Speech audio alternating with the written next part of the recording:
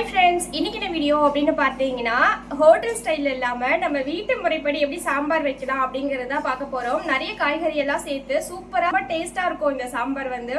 உங்கள் வீட்டில் நீங்கள் எப்படி வைப்பீங்க, நான் எப்படி வைக்கிறேங்கிறத கம்பேர் பண்ணி ப்ளீஸ் கமெண்ட்ஸில் சொல்லுங்கள். ஏதாச்சும் இதில் குறை இருந்தாலுமே நீங்கள் சொல்லுங்கள், நான் வந்து மிஸ்டேக்கை வந்து திருத்திக்கிறேன். வாங்க வீடியோக்குள்ளே போகலாம். அதுக்கு முன்னாடி என் வீடியோவை யாராவது ஃபஸ்ட் டைம் பார்க்குறீங்க அப்படின்னா ப்ளீஸ் சப்ஸ்கிரைப் பண்ணிட்டு பாருங்கள். பக்கத்தில் இருக்க பெல் ஐக்கானை கிளிக் பண்ணிக்கோங்க. அப்பதான் நான் போடுற வீடியோ உங்களுக்கு வந்து உடனுக்குடன் நோட்டிபிகேஷன்ல வரும். சரி, ஓகே, வளவலன்னு பேசாம நம்ம எப்படி சாம்பார் வைக்கலாங்கிறத வந்து சாம்பார் செய்யறதுக்கு வந்து ஃபர்ஸ்ட் ப்ரொசீஜர் வந்து பருப்பு வேக வச்சுக்கணும். பருப்பு வேக வச்சுக்கிறதுக்கு வந்து துவரம் பருப்பு எடுத்துக்கிறேன். நான் எப்பவுமே பாத்தீங்கன்னா எப்படி மெஷர்மெண்ட் பண்ணுவேன்னா இப்படி கையில தான் எடுத்துக்குவேன் எப்பவுமே. எங்க வீட்டுல 4 பேரு 2 கை பருப்பு போட்டா எங்களுக்கு கரெக்டா இருக்கும். இது பாருங்க, ஒன்னா இந்த மாதிரி ஃபுல்லா 2 கை பருப்பு போட்டீங்கன்னா எனக்கு கரெக்டா இருக்கும். உங்களுக்கு நீங்க எப்படி சாம்பார் வைப்பீங்கன்னு பாத்துக்கோங்க. 2 பேர்னா 1 கை பருப்பு போகுதோ ஒரு 50 கிராம் இருக்கும். இப்ப நான் 2 கை போட்டிருக்கேன் இல்லையா, 100 கிராமுக்கு 150 கிராம் நடுவுல இருக்கும். எது எங்களுக்கு கரெக்டா இருக்கும். இதை வந்து நான் நல்லா வாஷ் பண்ணி எடுத்துட்டு வந்து காட்டுறேன் உங்களுக்கு. 2-3 டைம்ஸ் நல்லா வாஷ் பண்ணிக்கலாம். இப்போ வந்து பாத்தீங்கன்னா பருப்பு நல்லா வாஷ் பண்ணி எடுத்துட்டு வந்துட்டேன். இந்த டைம்ல வந்து நம்ம கொஞ்சம் தண்ணி ஊற்றிக்கலாம். பருப்பு நல்லா வேகிற அளவுக்கு தண்ணி ஊற்றிக்கலாம். நீங்க இப்போ வந்து இதுல 1 டம்ளர் பருப்பு போட்டிருக்கீங்கன்னா ஒரு 4-5 டம்ளர் தண்ணி ஊத்திக்கோங்க.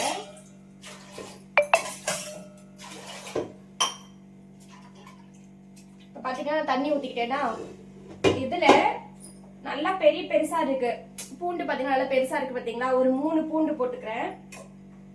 கொஞ்சமா ஒரு அரை டீஸ்பூன் வந்து மஞ்சத்தூள். கண்டிப்பா முக்கியமா வந்து பெருங்காயத்தூள் போடணும். ஏன்னா பருப்பு சேர்த்து வேக வைக்கிறோம், பருப்பு சேர்த்து செய்யறோம் இல்லையா சமையல், நம்மளுக்கு வந்து வாயு அந்த மாதிரி இருக்கக்கூடாது அப்படின்றதுக்காக பெருங்காயம் நல்லா தாராளமாவே ஆட் பண்ணிக்கலாம். நல்லா பெருங்காயம் போட்டாச்சு. இப்போ வந்து நம்ம இதை வந்து மூடி பருப்பு ஒரு 3 விசில், நல்லா ஃபுல்லாவும் வேகக்கூடாது, குழையாவும் வெந்துடக்கூடாது. அதுக்காக பருப்பு முழுசாவும் இருக்கக்கூடாது. ஒரு 3 விசில் நம்ம வந்து வச்சு இறக்கிட்டோம்னா சூப்பரா பதமா இருக்கும். நான் வந்து இது வெந்ததுக்கு பிறகு உங்ககிட்ட காட்டுறேன். அப்புறம் ஃப்ரெண்ட்ஸ், இது வந்து உங்ககிட்ட காமிக்கணும் அப்படின்றதுக்காக தான் நான் இப்போ எடுத்துட்டு வந்திருக்கேன். இந்த முருங்கைக்காய் பாருங்க எவ்வளவு பெருசா இருக்கு அப்படின்னு சொல்லிட்டு. இப்படி வச்சோம்னா எனக்கு ஹைட்டு தெரியல. நல்லா பெரிய முருங்கைக்காய் இங்க பாருங்க, நல்லா பெருசு. இந்த முருங்கைக்காய் வந்து எங்க வீட்டாண்ட வந்து 15 ரூபாய். உங்க வீட்டாண்டெல்லாம் இப்ப முருங்கைக்காய் வந்து கம்மியா கிடைக்குதா, ஜாஸ்தி ரேட்ல கிடைக்குதான்னு பாருங்க. ஆனா எனக்கு ஏதோ இது வந்து கொஞ்சம் ஜாஸ்திங்கிற மாதிரி தான் தோணுது.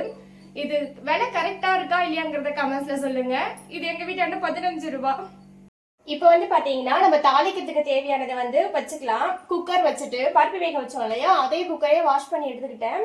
ஒரு 2 ஸ்பூன் போல ஆயில், கரெக்டா 2 ஸ்பூன் போல ஆயில் ஊத்திக்கலாம். ஊத்திட்டு எப்பவுமே நான் வந்து சாம்பாருக்கு கொஞ்சம் நெய் ஆட் பண்ணிக்குவேன். நெய் ஆட் பண்ணிட்டு நல்லா ஹீட் ஆகட்டும். அதுக்குள்ள நான் என்னென்னலாம் காய்கறி எடுத்து வச்சிருக்கேன் அப்படிங்கிறத பார்க்கலாம். நம்ம வேக வச்சோம் இல்லைங்களா அந்த பருப்பு, இது பாருங்க தெரியுதுங்களா, நல்லா குழையவும் இல்லை வேகாமலையும் இல்லை, இந்த மாதிரி எடுத்துக்கிறேன். நெக்ஸ்ட் வந்து காய்கறிங்க, சின்ன வெங்காயம் கொஞ்சமும், பெரிய வெங்காயம் 1, தக்காளி, கேரட் 1, முருங்கைக்காய், மாங்காய் சூப்பரா இருக்குங்க. கத்திரிக்காய் வந்து நான் இப்ப கட் பண்ணல, செய்யும் போது கட் பண்ணிக்கலாம் அப்படின்னு சொல்லிட்டு 3 கத்திரிக்காய் எடுத்து வச்சிருக்கேன். இவ்வளவுதான் நம்ம வந்து சேர்க்க போறோம். இப்போ வந்து பாத்தீங்கன்னா எண்ணெய் ஹீட் ஆயிடுச்சு பாருங்க. கடுகு போட்டுக்கிறேன். 1 ஸ்பூன் கடுகு போட்டுக்கிறேன். ஒரு அரை ஸ்பூன் வந்து ஜீரகம் போட்டுக்கிறேன். போட்டாச்சா. நெக்ஸ்ட் வந்து நம்ம வெங்காயம் கட் பண்ணி வச்சிருக்கோம் இல்லையா, வெங்காயத்தை சேர்த்துக்கிறேன்.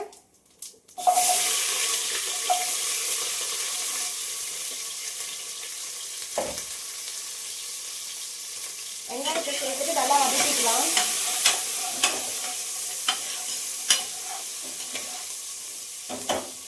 வெங்காயம் வதங்கினோடனே பார்க்கலாம். வெங்காயம் நல்லா வதங்கிட்டே இருக்கும் போது கருவேப்பிலை கொஞ்சமா வாஷ் பண்ணி எடுத்து போட்டுக்கிறேன்.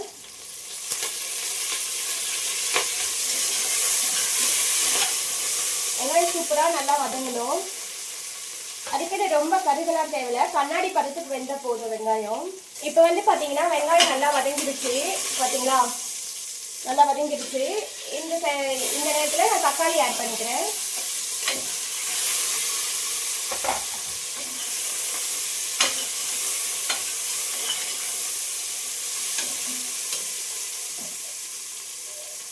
தக்காளி நல்லா வதங்கணும்னா நம்ம ஒரு ஸ்பூன் வந்து ஃபஸ்ட்டே கொஞ்சமாக உப்பு போட்டுக்கிறேன்.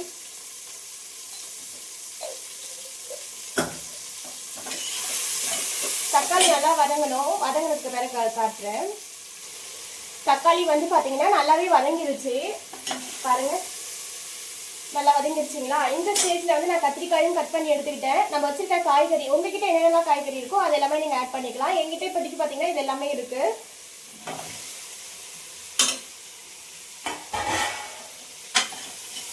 காய்கறி எல்லாம் போட்டு நல்லா கிளறி விட்டுக்கிறேன்.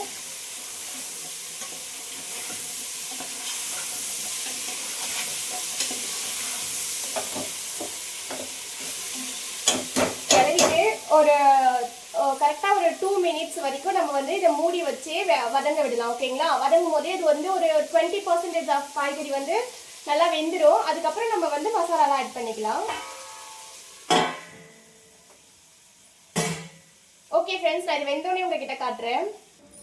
இப்போ வந்து பார்த்தீங்கன்னா நான் இது வச்சு ஒரு 2 minutes 3 minutes இருக்கும்.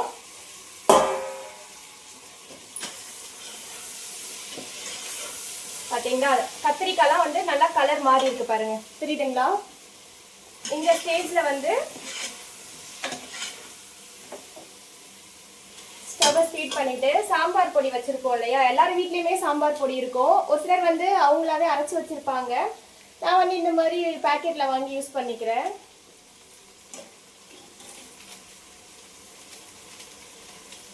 சாம்பார் பொடி ஆட் பண்ணிக்கிறேன்.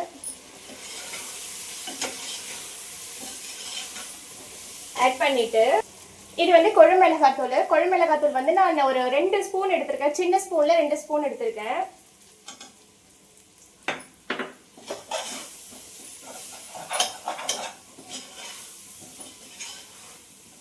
நல்லா கிளறி விட்டுட்டு இதில் வந்து நான் புளி ஊற்ற போகிறது கிடையாது. ஏன்னா நம்ம மாங்காய் சேர்த்துருக்கோன்றதுனால புளி ஊற்ற வேண்டாம். மாங்காய் ஆட் பண்ணலன்னா நீங்கள் கொஞ்சமாக புளி ஊற்றிக்கலாம். மாங்காவே ஆல்ரெடி புளிப்பாக இருக்குது. நான் டேஸ்ட் பண்ணி தான் பார்த்தேன். அதனால நம்ம வந்து எக்ஸ்ட்ரா புளியெலாம் ஊற்ற வேண்டாம். இந்த டைமில் வந்து இதில் ஒரு எவ்வளோ தண்ணி வேணுமோ அவ்வளோ தண்ணி ஊற்றிக்கலாம். ஓகேங்களா? தண்ணி ஊற்றிட்டு அதுக்கப்புறமா தான் நம்ம பருப்பு சேர்க்கணும். நான் தண்ணி ஊற்றும் போது உங்ககிட்ட காட்டுறேன். நல்லா ஒரு சொம்பு அளவு தண்ணி எடுத்துக்கிறேன்.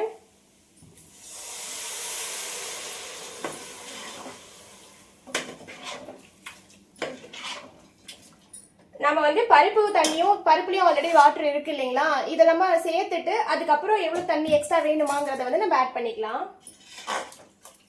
ஒரு கொதி வரும்போது நம்ம வந்து பருப்பு ஆட் பண்ணிக்கலாம். ஓகேங்களா? நான் வந்து இப்போ வந்து பார்த்தீங்கன்னா நம்மளுடைய போட்டிருந்தோம் இல்லையா மசாலாலாம், இதெல்லாம் பாருங்க நல்லா சலசலன்னு கொதிக்குதா? இந்த டைம்ல தான் நம்ம பருப்பு வேக வச்சிருக்கோம் இல்லையா, இதை வந்து ஆட் பண்ணிக்கிறேன்.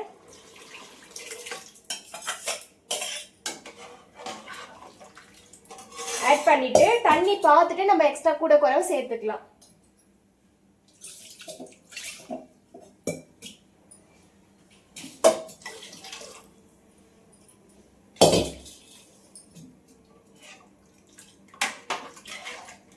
இது கரெக்டா இருக்க மாதிரி தான் இருக்கு.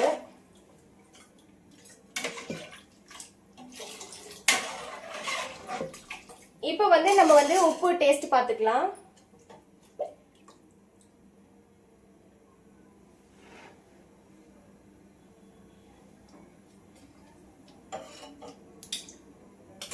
உண்மையாவே செம டேஸ்டா இருக்குங்க.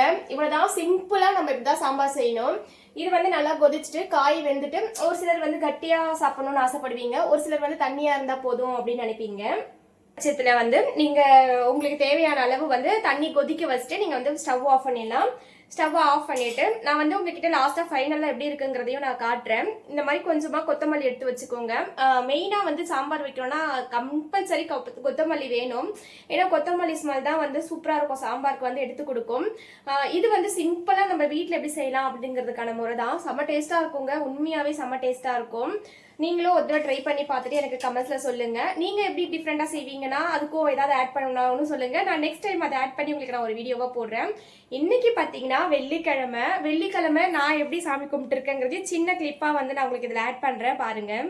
பார்த்தீங்களா, எங்கள் வீட்டில் சூப்பராகவே சாமி கும்பிட்டு முடிச்சாச்சு. சூப்பராக தீபம் ஏற்றியாச்சு. சரி வாங்க வெளியே போய் பார்க்கலாம். பார்த்தீங்களா,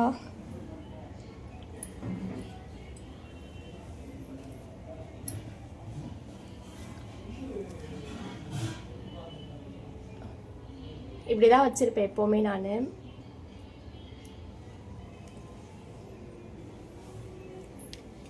எப்படி இருக்கு என்னுடைய வீடு? குட்டி பையன் வந்து டிவி பார்த்துட்டு இருக்காரு. ஹாய் சொல்றா. அவங்க அக்கா வந்து டியூஷன் போயிருக்காங்க.